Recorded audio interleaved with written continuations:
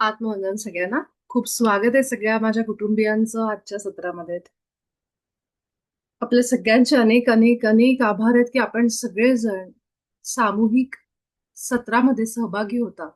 जसं मी आधी पण सांगितलं की जी वेळ आहे 9:30 ते 10 ची, या वेळेमध्ये आपण काही शेअरिंग पण करतो आणि ध्यानाला सुद्धा आपण ध्यान, रेकी जे काही असेल ते आपलं ते सुद्धा आपण सुरू ठेवतो. पण खरी साधना आपली आपली सगळ्यांनी रोजच्या रोज करा. सकाळी, संध्याकाळी, रात्री झोपताना. मला ज्या दिवशी दिवसभर वेळ मिळत नाही त्या दिवशी मी रात्री झोपायच्या आधी थोडा वेळ का होईना मी ध्यान करते, रेकी घेते आणि मग झोपते. थोडा उशीर झाला तरी हरकत नाही, कारण ध्यानामध्ये जसं आपण आपले विचार शांत करत जातो, तर ती एक प्रकारची आपल्या मेंदूला रेस्ट असते, आराम असतो. तर तुमची झोप थोडी 1-2 तास कमी झाली तरी चालेल. पण ध्यानाची वेळ जर आपण रात्री ठेवली समजा, ज्या दिवशी दिवसभर आपल्याला नाही जमलं, तर ध्यानातून येणारी ऊर्जा ही त्या झोपेपेक्षा भरपूर जास्त असते. त्यामुळे पौर्णिमेच्या रात्री तर लोकं मला आपल्याला सांगायचं सगळ्यांना आपल्या ध्यानामधली लोकं, संस्थेमधली लोकं, ज्यांना कुठलातरी आजार आहे शारीरिक, ते असे 2-3 पौर्णिमा, महिन्यातून येणारी पौर्णिमा, जी 2-3 अशा किंवा पुढच्या काही पौर्णिमा ते कंटिन्यू ध्यानाला बसतात रात्रभर. रात्री 10:00ला बसतात, ते सकाळी 6:00 पर्यंत ध्यान करतात. आणि एका पौर्णिमेमध्ये सुद्धा लोकांचे शारीरिक जे आजार आहेत ते पूर्ण कमी झालेले आहेत, एका पौर्णिमेच्या ध्यानाने. पौर्णिमेचं ध्यान हे खूप पॉवरफुल असतं. आपल्याला सगळ्यांना आता माहीत झालंय. आपण नेहमी ग्रुपमध्ये मेसेज टाकतो, की पौर्णिमा आहे आणि आपल्या संस्थेची रात्री 9 ते 12 3 तास कंटिन्यू ध्यान असतं ऑनलाईन. सोबतच लोकं रात्रभर ध्यानाला बसतात. ज्यांना कुणाला तरी कुणाला कॅन्सर असेल किंवा अजून अजून थोडासा मोठे कुठले आजार असतील, अ, अशा पद्धतीचे जर असतील शारीरिक आजार, तर ती लोकं पौर्णिमेची पूर्ण रात्र ध्यानाला बसतात. झोप येते, कारण रात्रीची वेळ असल्यानंतर आपल्याला झोप येते, साहजिक आहे. आपण कधी-कधी ध्यानात अशा डुलक्या पण मारतो आणि मग आपल्याला वाटतं माझं ध्यान झालं का नाही का मी झोपलीच होते. पण आपला जो संकल्प असतो, की मला ध्यान करायचंय आणि आपली सुरुवात असते, की आपण श्वासांवर लक्ष ठेवत, ठेवत, ठेवत ठेवत राहतो. आपल्या श्वासांवर केवळ येणं-जाणं, जे श्वास आपले फील करतो, ती ध्यानाची क्रिया आहे. आणि ते करत असताना झोप जरी लागली, तरी हरकत नाहीये. ती आपली योगनिद्रा म्हणून होते. तर मी जेव्हा-जेव्हा पौर्णिमेच्या रात्री ध्यानाला बसले, मला आठवतंय खूप मध्यरात्र झाल्यानंतर आपल्याला झोप येते. पण तेव्हा सुद्धा पुन्हा-पुन्हा माझ्या लक्षात येतं, की मला श्वासांवर लक्ष ठेवायचंय. पुन्हा मला श्वासांवर लक्ष ठेवायचंय. तर अशी झोपेत अशी डुलक्या मारता-मारता अचानक पुन्हा लक्षात आलं, की पुन्हा मी श्वासांवर राहते आणि ते करतच माझा मायग्रेन गेलाय. म्हणजे आपल्याला असं वाटतं, "अरे, मी तर झोपले, मी तर ध्यान केलंच नाही, मला तर झोप लागली." हे आपल्याला वाटतं.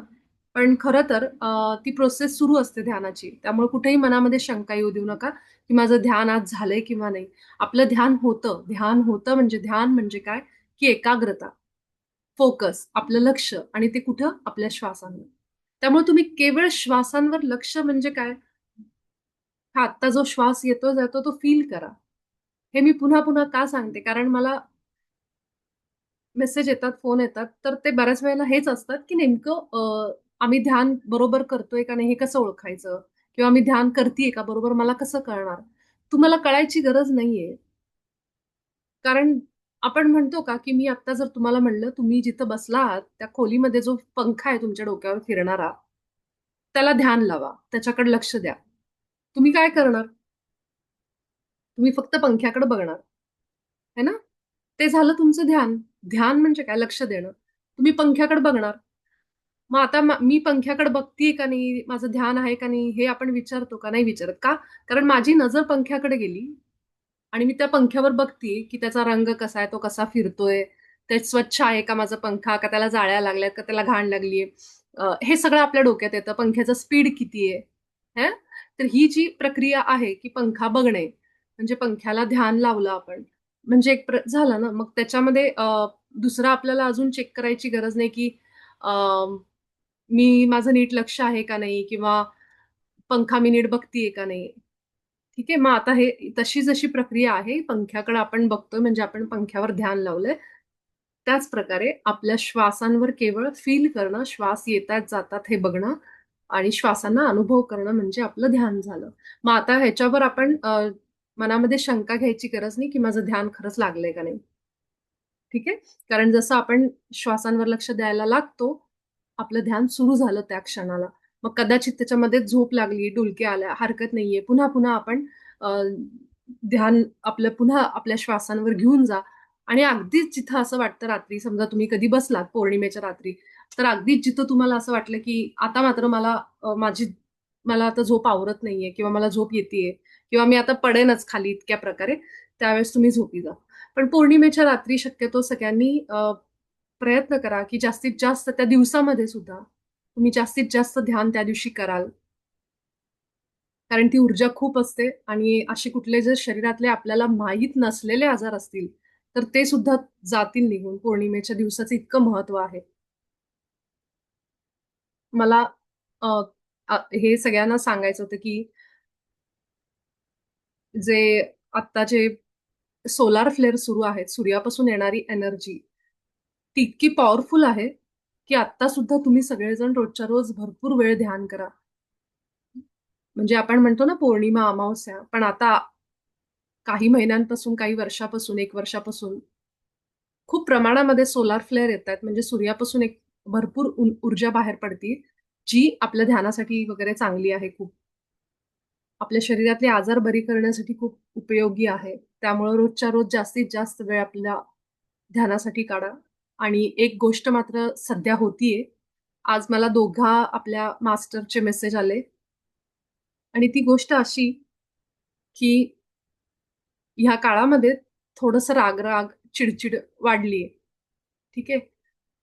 अं, हे होण्यामागचं कारण पण असंच असतं, की जेव्हा आतमध्ये जे आहे ते बाहेर येतं. हेच आपलं काम आहे.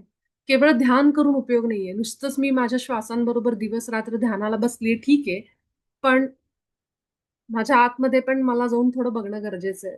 म्हणून ध्यानासोबत ज्ञान घेणं, पुस्तकं वाचणं, अशा लोकांच्या संगतीमध्ये राहणं, सत्संग, काही लोकांची प्रवचनं बी.के. शिवानी असतील, हे असेल, तर अशांची आपण थोडंसं त्यांच्या कनेक्टमध्ये राहणं, त्यांच्याकडनं चांगल्या गोष्टी ऐकणं आणि अशी पुस्तकं जी मला शांत करतात, माझ्या मनाला थोडी शांतता देतात, अशी पुस्तकं वाचणं गरजेचं आहे. कुणीतरी असं वाटतंय अनम्यूट झालेलं आहे. प्लीज म्यूट करा. अ, आवाज येतोय. एक मिनिट हां. हां. माधवीताईंचं हे झालंय. हां, ठीक आहे. तर मला हे सांगायचं होतं, की हे ध्यान करत असताना तुम्ही थोडंसं ज्ञान पण घ्या. तुम्हाला जी प्रवचनकार आवडते त्यांचं ऐका आणि अंतःकरण शुद्धीवर लक्ष ठेवा. तर ध्यानासोबत ही गोष्ट आपल्याला करायची, तरच आपल्याला ध्यानाचा पूर्ण फायदा मिळतो. म्हणून आपल्या संस्थेमध्ये सांगितलं गेलंय, ध्यान, स्वाध्याय. स्वाध्याय म्हणजे मी स्वतः केलेला अभ्यास. मी काय करते? कुणाचं ऐकते? मी दासबोध मला आवडतं, मी ते वाचते. मला ज्ञानेश्वरी आवडते, मी ते वाचते. मी गीता आवडते, त्याच्यातनं मला शांत वाटतं, मी ते ऐकते. जे काही मला आवडतं, ते काहीतरी एखादा असा ग्रंथ, अशा एखाद्या व्यक्तीचं बोलणं, अ, असे प्रवचनकार, असे कुठलंही तुम्हाला जे कीर्तन आवडेल, काही आवडेल, ते तुम्ही ऐका. तो झाला माझा स्वाध्याय. आत्म्यासंदर्भात पाहिजे हां तो. कुठल्यातरी देवाचं तुम्ही ऐकताय, करताय ते नाही. ते तर आपल्याला माहिती आहे, आपण पोथी वगैरे वाचतो. पण मला शुद्ध करणारं काय आहे?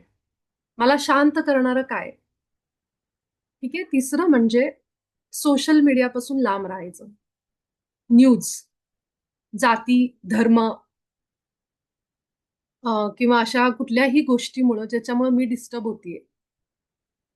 मला त्रास होतोय ते वाचल्यानंतर, ऐकल्यानंतर मला दुःख होतंय, ते सगळं कट ऑफ करायचं. हे आपण जी साधना करतोय, हे कशासाठी आहे? आपल्या आत्मज्ञानासाठी आणि आपल्याला उन्नत अवस्था प्राप्त व्हावी, ह्याच्यासाठी आहे. हे करत असताना जर आपण सांसारिक गोष्टी ऐकायला लागलो, त्याच्याबद्दलच बोलायला लागलो, घरामध्ये बसून 4 लोकं बसलीत, आपण पण तिथं जाऊन हा पॉलिटिशियन असा आहे, ही पार्टी तशी आहे, ह्यानी असं केलं. हे जर आपण करत असू, तर समजायचं आपलं सहस्त्रार खराब व्हायला लागलंय. म्हणजे मी तुम्हाला चक्रांच्याच भाषेत सांगते. तर समजायचं माझ्या डोक्यावर ह्याचा परिणाम होतोय. तुम्ही जरी समोर तुम्हाला आत्ता जाणवत नसेल, पण ती सगळी माहिती आज सबकॉन्शियसमध्ये चालली आहे. आणि जेव्हा तुम्ही थोडा वेळ शांत व्हाल, हे व्हाल, तेव्हा तुम्हाला ते सगळं आठवेल. अशा न्यूज वाचलेल्या काही असतील. म्हणून आपले ऋषीमुनी हे सगळं सोडायचे संसार आणि वैराग्य पत्करून हिमालयात जायचे आणि तिथं जाऊन साधना करायचे. कारण घरामध्ये बसून तुमच्या आजूबाजूला जर चर्चा तशाच होत असतील, तर हे फार अवघड होतं त्याच्यापासून लांब राहणं. मग आपण हे जे करतोय, साधना जी करतोय, ती सगळी अवघड होऊन बसते आपल्याला. मग आपण काय करायचं? शक्यतो अशा गोष्टी टाळायच्या. न्यूज बघणं टाळायचं. मग तुम्ही म्हणाल आम्हाला कळणार कसं? कळतं आपल्याला जे कळायचं ते बरोबर कळतं. आपल्या घरामध्ये तशी लोकं आहेत. पण न्यूज बघायची गरज नाहीये त्याच्यासाठी. कारण काय होतं, आता त्या न्यूजमध्ये प्युरिटी राहिली नाहीये आणि तशा घटना, इतक्या विचित्र घटना आपल्या कानावर येतात आजकाल. मग आपल्या मनावर त्याचा खूप परिणाम होतो. म्हणून पहिली न्यूज बंद करा. मोबाईलवर पण अशाच गोष्टी बघा, की ज्या तुमच्या मनाला शांत करतायत. आपण म्हणतो ना, जसं जेवण आपण चांगल्या पद्धतीचं घेतो. भेसळयुक्त जेवण आपल्याला नकोय. तेल पण आपण विचार करतो, हे तेल असं आहे, आजकाल काहीच सगळं शुद्ध राहिलं नाहीये. मग हे जसं आपण अन्न घेतोय, तसंच आपले विचार, अशा गोष्टी, अशा न्यूज, अशा बातम्या पण अशाच घ्या, की ज्या आपल्याला काहीतरी उपयोगाला येतील. कारण ऑलरेडी आपण इतक्या सगळ्या मानसिक आणि शारीरिक चॅलेंजेसमधून जात असतो आपल्या ऑलरेडी. आणि आपण जर असं ऐकायला लागलो, तर त्याचा मनावर परिणाम होणार आणि शरीरावर पण अजून जास्त होणार. तर हे ह्या काळामध्ये सध्या होतंय काय, जसं पृथ्वीवर आता भरपूर तुम्ही बघितलं असेल ज्वालामुखी बाहेर फुटतायत. हजारो वर्ष शांत असलेले ज्वालामुखी. तशीच एनर्जी माणसांमध्ये पण सुरू आहे. मी आज दोघांचे मेसेजेस वाचले, की ज्यांना असं होतंय, की अचानकच चिडचिडेपणा वाढलाय, राग-राग होतोय. ह्या सगळ्या गोष्टी होतायत आता सध्या. तर हे काय आहे, तुमचं क्लीनिंग आहे, स्वच्छता सुरू आहे. जे जितकं आतमध्ये आपल्या गोष्टी दबून असणार आहेत, आपल्याला वाटतं ते मी दाबलं आणि मी आता ह्याच्यातनं बाहेर आले आणि माझा राग आता पूर्ण कमी झालाय. असं आपल्याला वाटतं, पण बऱ्याच वेळेला ते संपलेलं नसतं. ते कुठेतरी त्याचं बी असतं आतमध्ये आणि ते कधीतरी बाहेर येतं आणि मग आपल्याला वाटतं, "अरे, मी जरा जास्तच चिडचिड होतीये, राग-राग होतोय." प्रणितानी पण लिहिलंय, खरंच माझं पण तसंच होत आहे, राग खूप येतोय. तर हे प्रणिताच्याच बाबतीत नाही, मला सुद्धा हे सध्या जाणवतंय, की कसं शांत ठेवायचं स्वतःला. कुठली तरी एक छोटी जरी घटना असेल ना, असं संताप आणि चिडचिड, चिडचिड होतीये त्याच्यामुळं. म्हणजे अ, हे स्त्रियांना जास्त हे बदल जाणवतात. आपल्या पृथ्वीवरचे म्हणजे कुठलाही बदल होत असेल ना, तो स्त्रियांमध्ये लवकर जाणवतो. कारण असतं त्यांचं सेन्सिटिव्हिटी. इमोशनल लेव्हल त्यांची जी असते ती जास्त असते. त्यामुळं जसं पृथ्वीवर ज्वालामुखीचे उद्रेक व्हायला लागलेत, अनेक अ, वर्षांपासून शांत असलेले जे ज्वालामुखी आहेत, ते जसे फुटतायत आता बाहेर येतायत, सेम एनर्जी लोकांमध्ये जाणवायला लागली. खूप चिडचिडेपणा, राग, संताप हे सगळं मी आता प्रणिता तिसरी व्यक्ती आहे जी मला सकाळपासून आत्ता परत हे सांगतेय, की मला पण खूप राग येतोय, चिडचिड होतीये आणि मग लहान मुलांवर तो राग निघतो असं तिने लिहिलंय. तर हे असं होतंय ना, तर ह्यावेळी एकच गोष्ट समजून घ्यायची, की राग येतोय तर येऊ द्या बाहेर. त्याला दाबायचं नाही. की राग येतोय, राग चिडचिड होतीये. मला जाणवलं की माझी चिडचिड होतीये. किमान मला जाणवतंय तरी माझी चिडचिड होतीये. ध्यानाच्या आधी आपण कदाचित आपल्याला कळत पण नसेल, की मला खूप राग येतोय का? मी खूप संताप करते का घरामध्ये? माझा चिडचिडेपणा वाढलाय का? हे नाही समजायचं. कुणीतरी आपल्या घरातल्या व्यक्तींनी सांगायला, "अगं किती रागाला येती? किती काय झालंय तुला?" असं म्हणल्यावर आपल्या लक्षात यायचं. पण आता आपल्याला ही जाणीव झाली. आता जसं प्रणिताने लिहिलं, "हो, मला पण खूप राग-राग होतोय." अजून 2 व्यक्तींनी मला सकाळपासून मेसेज टाकले, की खूप चिडचिडेपणा वाढलाय. तर किमान हा अवेअरनेस आहे, ही जाणीव आहे, की हो बाबा माझ्या बाबतीत असं व्हायला लागलंय. आपण निद्रिस्त नाही आहोत म्हणजे आपण जागे आहोत. आपल्याला कळतंय की आपले विचार, आपले भावना कशा चालू आहेत घरामध्ये, त्याचे परिणाम काय होतात, हे सगळं आता आपल्याला समजायला लागले. त्यासाठी तुमच्या सगळ्यांचं अभिनंदन आहे, की ज्यांना हे समजतंय, की बाबा मला संताप होतोय, मला खूप चिडचिडेपणा होतोय, मला निराश वाटतंय, अचानक रडू येणं, हे सुद्धा आपल्याच कुंडलिनीचा, आपल्याच साधनेचा पण परिणाम असू शकतो. तर तुम्ही ह्या ज्या भावना बाहेर येतायत त्या येऊ द्या. त्या कुठेही दाबायच्या नाहीत. पण काय करायचं, मला ज्या क्षणी कळलं, की आता राग येऊन गेला, माझा चिडचिड आवाज वाढला, संताप झाला, सगळं झालं. पुढच्या 10 मिनिटामध्ये प्रयत्न करायचा, की मी शांत कशी होऊ आता. तुम्हाला आठवतंय देवीचा तो सीरियलचा सीन? जेव्हा देवी प्रचंड रागाला येते, तेव्हा त्या देवीला शांत करण्यासाठी देव सगळे तिची प्रार्थना करायला लागतात. मग ही शक्ती आहे, जी आपल्या आतमध्ये पण आहे. मग ती शक्ती रागाची असू दे, प्रेमाची असू दे. प्रेम केलं की इतकं प्रेम, की आपल्याला असं भरून येतं प्रेमाने सुद्धा. डोळ्यात पाणी येतं प्रेमाने सुद्धा. आणि राग पण म्हणजे शक्तीच आहे. तर तुम्ही जेव्हा जेव्हा तुम्हाला राग येत असेल, तेव्हा आठवा देवीचं ते स्वरूप, की देवी जेव्हा रागाने प्रचंड ती रूप घेते, तेव्हा तिला शांत करण्यासाठी मग स्तोत्र म्हणली गेली, स्तुती केली गेली देवीची, की देवी तू शांत हो. तुझ्या रागामुळे सगळ्या पृथ्वीवर भूकंप सुरू आहे. तुझ्या रागामुळे सगळीकडं ज्वालामुखीचे स्फोट होत आहेत. सगळीकडं सुनामी, म्हणजे ही अवस्था आपल्या सिरियलमध्ये आपण बघितली आहे, ही परिस्थिती. जेव्हा सगळे देव एकत्र येतात आणि म्हणतात कुणीतरी देवीला शांत करा. तिने असुराचा वध केलाय. पण आता ती शांत होत नाहीये. मग त्याच्यासाठी पुन्हा स्तोत्र रचली गेली. आणि तिला शांत केलं गेलं, तिची प्रार्थना करून, तिची स्तुती करून, आणि त्यावेळेस देवी शांत झाली. तर हे सगळं सेम मी जे काल तुम्हाला म्हणत होते, की देवी आपल्या आत आहे. आता तुम्हाला कळत असेल. तर ही शक्ती आपल्या आतमध्ये, आपण स्वतः शक्तीची रूपं आहोत. तर हे जे राग येणं, संताप होणं, हे सगळं त्या शक्तीचे परिणाम आहेत, की आपल्या आतमध्ये ती शक्ती आहे. तर जेव्हा आपल्याला असं कधी वाटलं, की मला खूप चिडचिडेपणा होतोय, हे होतंय, तेव्हा देवीचं ते रूप आठवा. आणि देवी कशी शांत झाली, कसं तिला तिला शांत करणारी लोकं होती. तर आपण स्वतःला आता कसं शांत करायचं? त्यासाठी मी काय करू पुढच्या 10 मिनिटामध्ये म्हणजे मी शांत होईल? मग त्याच्यासाठी पहिला उपाय आहे डीप ब्रीथिंग. हे तुम्ही नेहमी ऐकलं असेल, की मोठे श्वास घे, मोठे श्वास घे, जरा शांत हो. पण तुम्ही जेव्हा पोटातून श्वास घ्यायला लागता, तो मोठा श्वास घ्यायचा, पोट फुलवून, आणि तो सोडताना तोंडाने सोडायचा.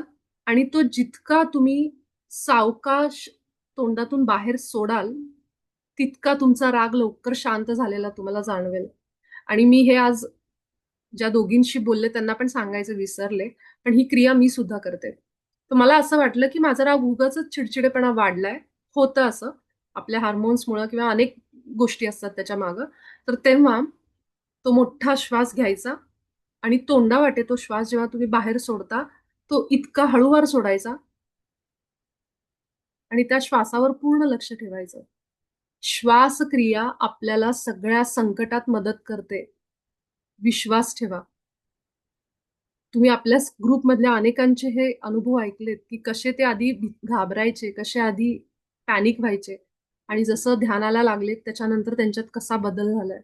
श्वासक्रिया ही आपल्याला संकट समयी, भीतीच्या कुठल्याही प्रसंगासमयी, कुठल्याही वेळी आपल्याला श्वासक्रिया त्याच्यातनं बाहेर काढू शकते. इतकी शक्ती आपल्या प्राणांमध्ये. हा प्राण आहे आपला. ही प्राणशक्ती आहे. प्राणवायू म्हणजे. त्याच्यातली जी शक्ती आहे ती कुठल्याही देवात नाहीये, कशातही नाहीये. जे आपल्याला आपली प्राणशक्ती देऊ शकते ते दुसरं कुणीही देऊ शकत नाही. त्यामुळं पहिला उपाय हा ठेवायचा, की मी मोठे श्वास घेती आणि हळूवार श्वास सोडती. काही वेळी क्रिया करा. तुम्हाला शांत वाटेल. त्यानंतरही जर असं वाटतंय, की मला अजून पण थोडंसं अजून शांत होणं गरजेचं आहे, तर कुठलं तरी शारीरिक काम करा. व्यायाम करा सरळ. 2-3 वेळा तुम्ही सूर्यनमस्कार घाला समजा, किंवा तुम्ही पळा जागेवर. शरीरातून ती रिलीज होऊ दे एनर्जी, बाहेर पडू दे. म्हणून लोकं खूप राग येत असेल, खूप हे होत असेल ना, स्वच्छता करायला लागतात. काहीतरी कष्टाचं काम करा. कष्टाचं काम म्हणजे त्याच्यामध्ये कष्ट पाहिजेत, काहीतरी उचलणं, ठेवणं. त्यावेळेस तो राग कमी व्हायला तुम्हाला समजेल, असं होतं. हा दुसरा झाला. तिसरी गोष्ट म्युझिक. काल आपण जे बोललो, की म्युझिक लावा. त्या म्युझिकमध्ये थोडंसं संगीतामध्ये ती ताकद आहे आणि त्याच्यामध्ये थोडं तुम्हाला जे आवडतं, ते तुम्हाला शांत करेल. ठीक आहे? हे अशा उपायांनी स्वतःला थोडं शांत ठेवायचा प्रयत्न करू शकतो. अं, ह्याच्यावर बोलण्यासारखं खूप आहे खरं तर, की ही जेव्हा आपण ॲक्शन आणि रिॲक्शन हे सतत चालू आहे. मी जेवढं सांगतेय तेवढं स्वतः प्रॅक्टिकली ते करणं फार अवघड आहे मला माहिती आहे. पण हे केल्याशिवाय पर्याय नाहीये. कारण हे नाही केलं तर मला त्रास होणार आहे. समोरचा माणूस त्याचा मी सांगू शकत नाही, पण माझ्या शरीरावर, मनावर ह्याचा खूप परिणाम होतोय. त्यामुळे आपलं काम आहे, की स्वतःला खुश ठेवणं ही माझी जबाबदारी आहे. दुसरं कुणी नाही करू शकणार ते. मलाच स्वतःला खुश ठेवायचं हे माझं परम कर्तव्य आहे, की मी माझ्या शरीराला आणि मनाला कशा पद्धतीने चांगल्या आरोग्यामध्ये ठेवू शकते. त्याच्यात मन पण आलं. तर ह्या पद्धतीने आपण काही उपाय करू शकतो. त्यानंतर तुम्ही मीठ घेऊ शकता, खडे मीठ. त्याचा पण वापर वाढवा आपल्या आयुष्यामध्ये. चौथी गोष्ट महाअवतार बाबाजींनी सांगितलेली ऑरा. ज्यांना ज्यांना असं होतंय, महत्वाची गोष्ट विसरले मी सांगायची. ऑरा क्लिनिंग करायचा. ऑरा क्लीन, ऑरा बंद. ऑरा क्लीन, ऑरा बंद. दिवसभरामध्ये तुम्ही हा प्रयोग करा. इतका सोपा उपाय आहे. मी जे ऑडिओ पाठवलाय ते ऐका आणि पाठ करा. आणि दिवसभरामध्ये माझा उच्च आत्मा सोडून बाकी सगळ्यांसाठी मी माझा ऑरा बंद करते. हे वाक्य म्हणायचंच म्हणायचं. आणि तुम्ही काही दिवसात फरक तुम्हाला जाणवेल की जितके अटॅक्स होतात आपल्यावर, हे अटॅक असतात. हे जे अचानक राग येणं हे आहे ना, हे सगळे न बोलावलेले प्रभाव असतात जे आपल्या ऑरामध्ये येतात. म्हणजे कोण असतं ते? तर घाबरून जायचं नाही तो विचार करून की कोण आलं माझ्या ऑरामध्ये. काही निगेटिव्ह एंटिटीज असतात, त्या आपल्या ऑरामध्ये येतात. हे प्रमाण आहे. जिथं देव आहेत तिथं असुर पण आहेत. तर ही आपल्याला माहिती आहे सगळ्या या गोष्टी. मला वेगळं सांगायची गरज नाही. पण जे काही असतात त्याच्यासाठी आपल्याला ऑरा स्वच्छ करायचा, ऑरा बंद करायचा. हे 2 गोष्टी आपण आवर्जून करा मावतर बाबांजींच्या मिठाचा वापर वाढवा आपल्या आयुष्यामध्ये. तर बरं झालं मग मी हा विषय काढला की ज्यांना कुणाला असं होतंय तर ह्या गोष्टी लक्षात ठेवा. पाणी भरपूर प्या. थोडंसं शरीर स्ट्रेच करायचं, हे पण करायचं आपल्याला. कारण जी साधना आपण करतो त्याच्यामध्ये जी एनर्जी येते भरपूर, त्याच्यासाठी तुम्हाला थोडा व्यायाम करणं, हात-पाय लांब करून स्ट्रेचिंग करणं, योगासन करणं किंवा सूर्यनमस्कार. तर शरीराचं कुठलं तरी एक कष्टाचं काम आपण केलं पाहिजे. म्हणजे ती एनर्जी जी आहे ती सगळी रिलीज होते. ठीक आहे? तर 22 मिनिटं झाली आहेत. आपण लवकर रेकीला सुरुवात करू आजच्या. आणि अजून कुणाला काही असेल तर तुम्ही पर्सनली मला टाका. मी तुम्हाला नक्की त्याच्यावर उत्तर सांगेन. तर आपण सगळेजण आजच्या आपल्या रेकीची सुरुवात करू. आपले दोन्ही हात एकमेकांवर घर्षण करू, घासू एकमेकांवर. आणि आपल्या हातांकडे लक्ष. हे रेकी शक्ती माझ्या हातात ये आणि मला पूर्ण बरं कर. हे रेकी ऊर्जा माझ्या हातात ये आणि मला पूर्ण बरं कर. हे रेकी माता माझ्या हातात ये, मला पूर्ण बरं कर. आपले दोन्ही हात खाली मूलाधारावर ठेवा. आपण जी रोजच्या रोज रेकी आपल्या शरीरावर घेतोय त्याचे सुद्धा परिणाम हे होतात की आपल्याला राग अनावर होतो. आपल्याला निराश वाटतं कारण जे काही आतमध्ये आहे ते सगळं रेकी शक्ती बाहेर काढायचं काम करते. त्यामुळं लक्षात ठेवा की आपण रेकी शक्ती घेत आहोत आणि 21 दिवसाच्या या संकल्पामध्ये आपण आहोत. 21 दिवसामध्ये जे काही स्वच्छताचे काम आहे ते सुरू आहे. म्हणूनच राग येणं, निराश वाटणं ह्या क्रिया होऊ शकतात. हे भावना अशा बाहेर येऊ शकतात. त्यामुळे कुठेही दोष न देता की हे काय होतंय माझ्यासोबत असा विचार न करता जे सुरू आहे ते सुरू ठेवा. राग येत असेल तर तो बाहेर जाऊ द्या. आपलं सगळं लक्ष आपल्या मूलाधारावर ठेवा. हेच आपलं रेकी शक्तीचा उद्देश आहे की जे काही आतमध्ये नको असलेल्या भावना आहेत, एनर्जीज आहेत, त्या स्वच्छ करणं, बाहेर काढणं आणि अगदी तेच आपल्या सगळ्यांबरोबर होत आहे. त्यामुळे विश्वास ठेवा प्रक्रियेवर.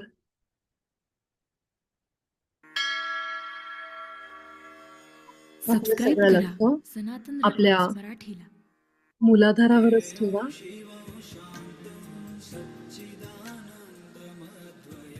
आपल्या मांडीवर आपले हात आणि मोठे मोठे पहिले 1-2 श्वास घेत सगळं लक्ष खाली एकाग्र मनामध्ये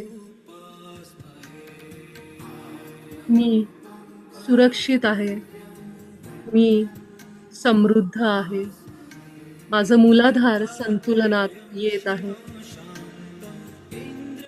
अगदी विश्वासाने एकाग्र होऊन जा आपल्या मूलाधारावर.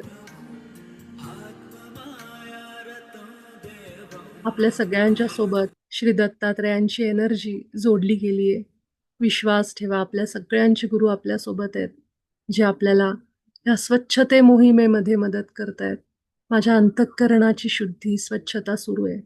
मला सगळी चक्र माझी संतुलनात आणायची आहेत आणि त्यामध्ये जे काही ब्लॉकेज आहेत, ज्या काही भावना अडकल्यात त्या सगळ्या बाहेर निघत आहेत असा विश्वास ठेवा.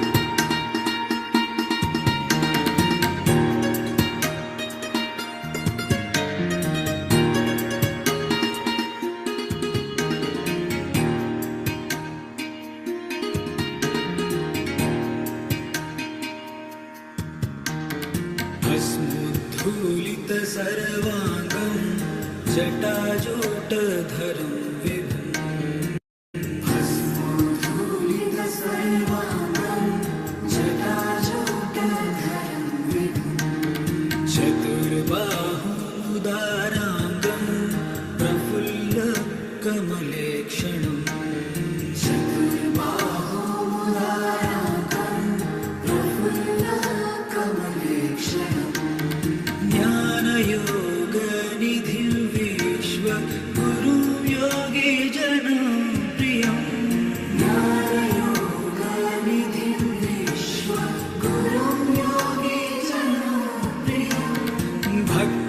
भक्तानुकम्पनं सर्वसाक्षिणं सिद्धसेवितम्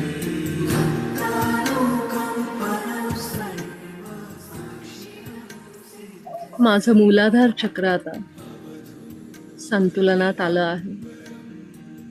आपला उजवा हात आता आपल्या ओटीपोटावर उजव्या बाजूला आणि डावा हात आपल्या नाभीवर ठेवा.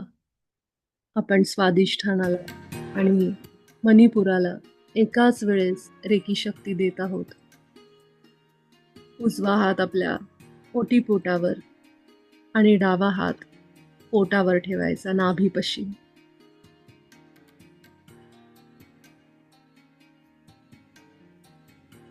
आपल्या हाताद्वारे रेकी शक्ती आपल्या शरीराच्या दोन्ही चक्रांमध्ये आपलं काम करत आहे. ही रेकी शक्तीचीच जादू आहे, किमया आहे की माझ्या शरीरातले सर्व ऊर्जेचे अडथळे दूर करत चैतन्याला प्रवाहित करायचं काम रेकी शक्ती करते. एक संकल्प मी आपल्या सगळ्यांसाठी या सत्रामध्ये ब्रह्मांडाकडे सोडते. इथं असणाऱ्या प्रत्येक रेकी साधकाला शांती, प्रेम आणि प्रकाशाचा अनुभव होऊ दे, यासाठी ही रेकी आम्ही घेत आहोत.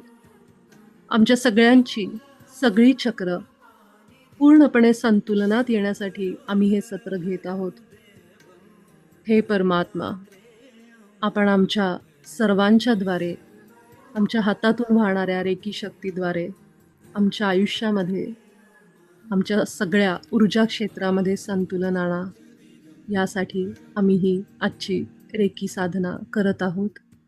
ब्रह्मांडातील सर्व दिव्य शक्ती, दैवी शक्ती, सर्व ॲस्ट्रल मास्टर्स, एंजल्स, आर्केंजल्स, सर्व देवी देवतांना आम्ही सगळेजण आमंत्रित करत आहोत आमच्या हृदयातून. तुम्ही आमच्यासोबत या. आमच्या आयुष्यातील, ह्या जन्मातील जे काही अडथळे आहेत, ब्लॉकेजेस आहेत, ते दूर करा आणि आम्हाला अध्यात्माच्या मार्गावर पुढे पुढे घेऊन जा. आमच्या आयुष्यात पूर्ण संतुलन येण्यासाठी आम्ही ही आजची साधना करत आहोत. आमच्यासोबत राहा आणि आम्हाला मदत करा. आमच्या सर्वोत्तम हितासाठी खूप धन्यवाद, खूप आभार. मी डॉक्टर मिकाऊ उसोईंना सुद्धा आमंत्रण देते आपल्या आजच्या सत्रासाठी. आपल्या सगळ्यांचे सद्गुरू, अनेक जन्मातले सगळे आपल्यासोबत आहेत. हा विश्वास आपल्या हृदयात ठेवा.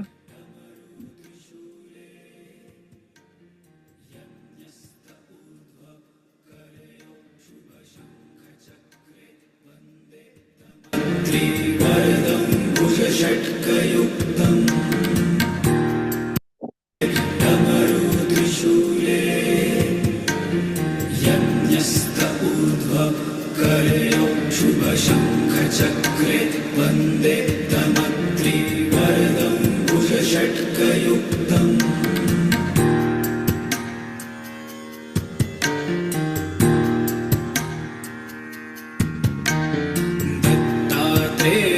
शिवं शान्तं सच्चिदानन्दमद्वयम् दत्तात्रेयं शिवं शान्तं सच्चिदानन्दमद्वयम् आत्मरूपं पर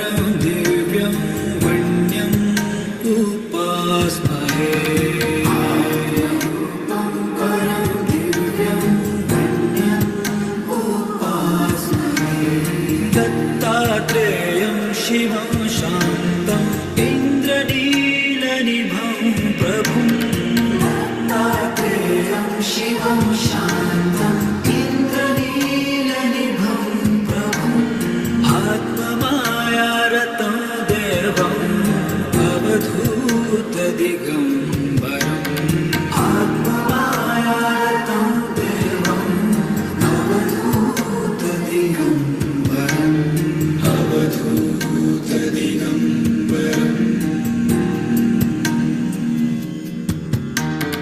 अवधूतदिगम्बरम्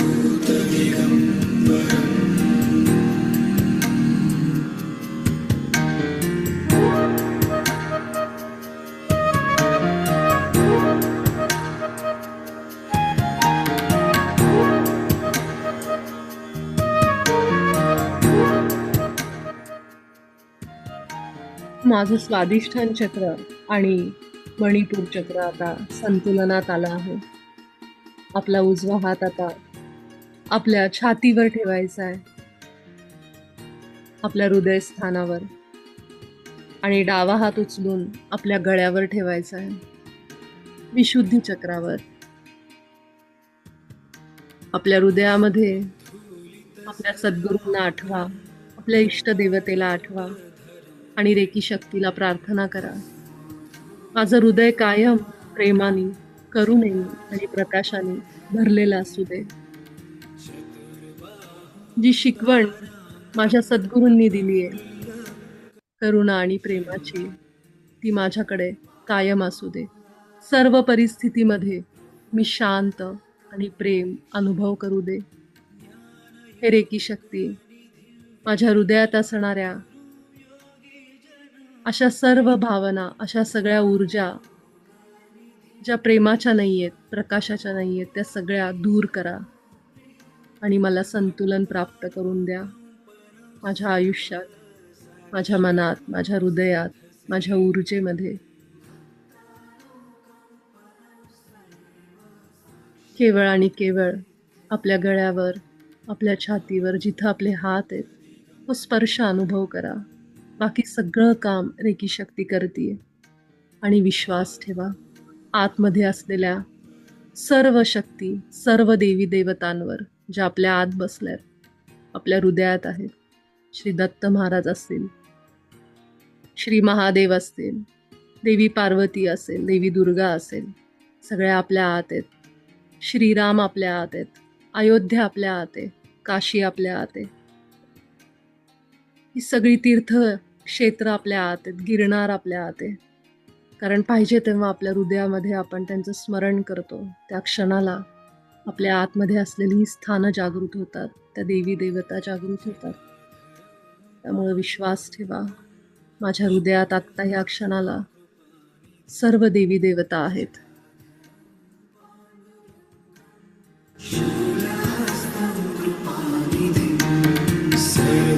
सर्वरोगहरं देवं दत्तात्रेयमहं भजे.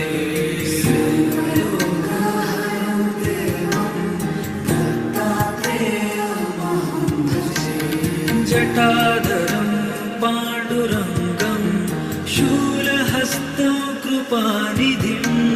जटाधरं पाण्डुरङ्गं शूलहस्तं कृपानिधिं. सर्वरोगहरं देवं दत्तात्रेयमहं भजे. सर्वरोगहरं देवं दत्तात्रेयमहं भजे. अवधूतदिगम्बरम् अवधूतदिगम्बरम्.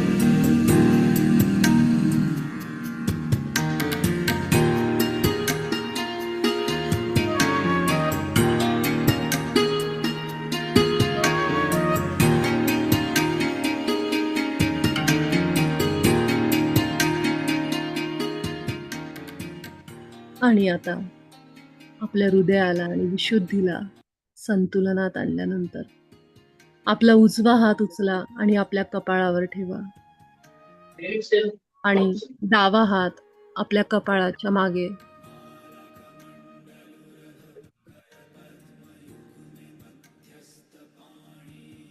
पूर्ण लक्ष आपलं आपल्या कपाळावर. आपले डोळे बंदच. कुठलाही बाहेरचा आवाज असेल किंवा कुठलाही डिस्टर्बन्स असेल तरी सुद्धा आपण आपल्या आतच राहायचंय. एकाग्र राहायचंय. आपल्या शरीरात होणाऱ्या हालचाली अनुभव करायचे. बाहेरचं सगळं बंद करून आपल्या आत जायचंय. आपल्या आत असलेल्या शिवाला भेटायचंय. शरीरात होणारी श्वासांची हालचाल, त्यांचं येणं जाणं, त्यांचा अनुभव, हे सगळं अनुभव करा. हे शरीर, ही आपल्या आतल्या क्रिया, हे अनुभव करण्यासाठी आपण या देहात आलोय. पूर्ण आत जा. काय सुरू आहे माझ्या मस्तकामध्ये, माझ्या हाताद्वारे मी माझ्या मेंदूला आत्ता रेकी देते. सर्व विचार शांत होत आहेत. माझा मेंदू, माझं मस्तक स्थिर आणि रिलॅक्स होत आहे. आपलं सगळं लक्ष आपल्या वरच्या भागावर, मस्तकावर, कपाळावर, कपाळाच्या आतमध्ये मेंदू, मेंदूच्या सगळे न्यूरॉन्स, रक्तवाहिन्या, माझे केस, माझा टाळू भाग, हे सगळं जाणवायला पाहिजे. इतकं आपल्या आतमध्ये एक होऊन जा.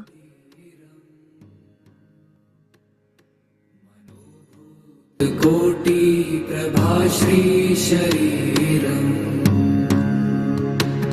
स्फुरन्मौलिकल्लोलिनी चारुगङ्गा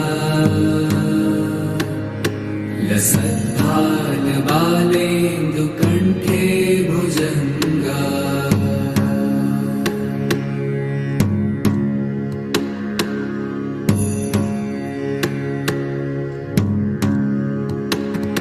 चलत्कुण्डलं भ्रूसुनेत्रं विशालम् प्रसन्नाननं नीलकण्ठं दयालम् मृगाधीशचर्माम्बरं मुण्डमालम् प्रियं शङ्करं सर्वनाथं भजामि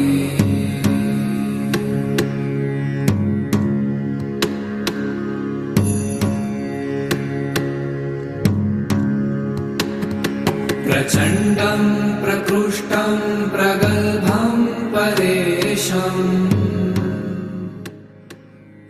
हळूहळू आपले दोन्ही हात आपल्या डोळ्यांवर घेऊन या. आपल्या डोळ्यापुढे भगवान महादेवांची मूर्ती किंवा शिवपिंडी आणा आणि आभार व्यक्त करा आपल्याला आजच्या दिलेल्या या साधनेसाठी.